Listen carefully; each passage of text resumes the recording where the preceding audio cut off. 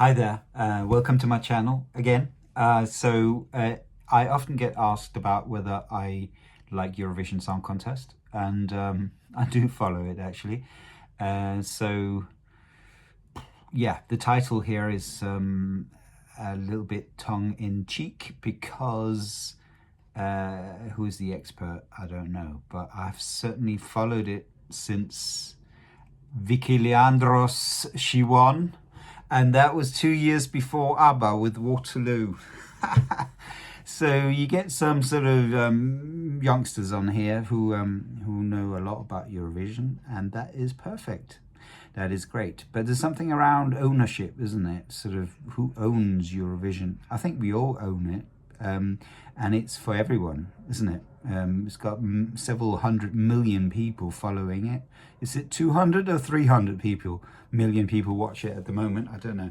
But it's just become huge, isn't it? And suddenly there's a lot of ownership. You know, I know about Eurovision, and a lot of people say, and they do, but it's for everyone, isn't it? And some of us remember it way back, and obviously it's changed a lot over the years. It has changed tremendously. All the rules have changed. The amount of countries taking part has changed. And the voting system has changed, and there were new rules about how many people could be on stage, which was 6 at one point. I think that's changed. The language, should you sing in your own language or in English? Is English okay?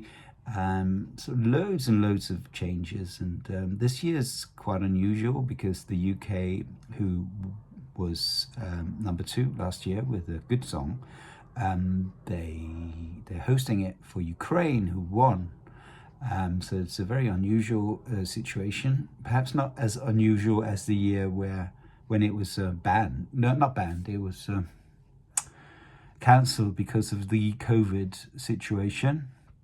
That was a sad moment for a lot of people. So yeah, what makes a Eurovision song? What makes a winner? People are often asking that. I think a winner is a song that stands out, and it doesn't matter what kind of song it is. That it could be a very quiet song, as the Portuguese song that won in recent years, or it can be a crazy song, or a very melodic song, but it has to stand out in its own way.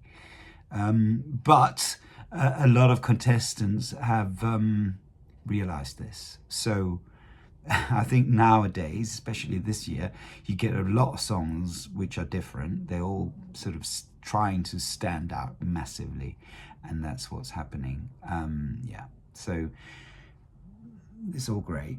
There is so we're in the middle of the Eurovision week, and obviously there is the odds online, the top 10, which I can refer to. So obviously Sweden is supposed to be the winning song. Sweden. Well, Sweden has won 6 times before, and only Ireland has won more times, 7 times. And it could well be that they will be equal after Saturday, that Sweden will win again. So seven wins to Sweden and 7 wins to Ireland over the years. So Sweden is definitely catching up. So what do I think about the song with Loreen? I think Loreen is very good. She's a really talented artist. She has a great voice, a lot of passion. She has new ideas, relatively new ideas, and she executes her performances perfectly, quite amazingly.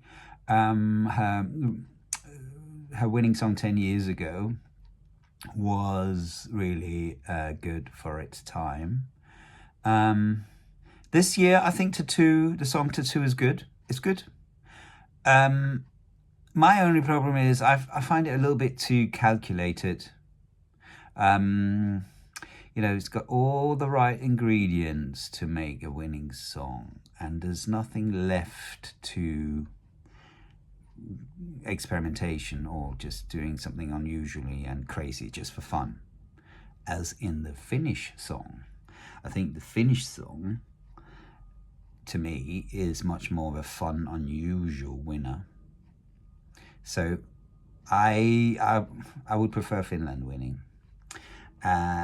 It would be much more fun and unpredictable, and I think it's a much more fun party song that people can party to and sing along with. Yeah, and as I say, I think Sweden it's a bit too calculated. Anyway, Ukraine is meant to be number 3. France, yeah, France, that's a good song. It's very sophisticated disco with you know, great French lyrics, which always sounds really amazing, doesn't it? French language. Spain is my personal favorite because it's very authentic and it's southern Spain, it's gypsy tradition, and it sounds great. She has an amazing voice and passion. Israel also is, like Sweden, a bit of a calculated song. It's put together to win. But the singer, I think she is great. It's a great singer. And she looks amazing, of course. She's got these model looks, and she dances amazingly. And there's a fun bit where she says, do you want to see me dance? Which is a great part. That's fun. So it's a fun song, actually. Great stage performance. Norway is also a strong song. I like it because it's a bit weird. It's a bit sort of got sound of something from the Dark Ages. You know, there's some sort of Viking over it, isn't there? Viking in a poppy way. The United Kingdom song is great. It's a good pop song, and I hope it will do really well. Not as good as last year's song, but it's still a good song, and she performs it well. Italy, oh, I love songs from Italy, but it's also because I really like the Italian language myself, and it sounds good. And then Austria, yeah, that's like a disco, isn't it? It's a funny sort of alternative disco song, and it's quite good. So that's what I feel like chatting about. In according to these songs, this video is a little bit longer, isn't it, than my first one?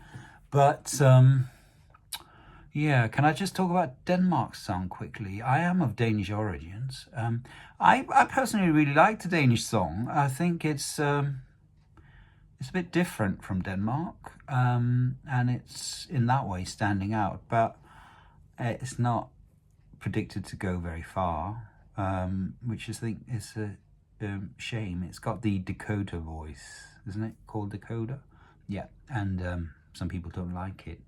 I think it's quite good. I think that Riley, who is the singer, could sing a bit more. I don't know, move a bit more around the stage. He could do a bit more he could. I don't know why some of these artists don't have a director, you know, somebody who shows them what a good performance would look like and give them advice to what to do and how to move and how to use the stage to their best advantage. So I hope that Riley, who's going to perform tonight in the semi-final, will come up with something new, because his original performance at the Danish Melodi Grand Prix wasn't very impressive. Unfortunately, he wasn't moving enough. He seems like a nice guy, though. A good perm of hair, and that's it for now. I think that's my Eurovision special, and I'll see if I get some viewers because of the title of this video. So that's my experiment, to be honest with you, to see if I can get some viewers, because other people talk about Eurovision. They seem to have a high number of viewers. So yeah, I look forward to doing more videos. It won't be on Eurovision, it will be on many other things, maybe also my job, which is creative arts psychotherapy.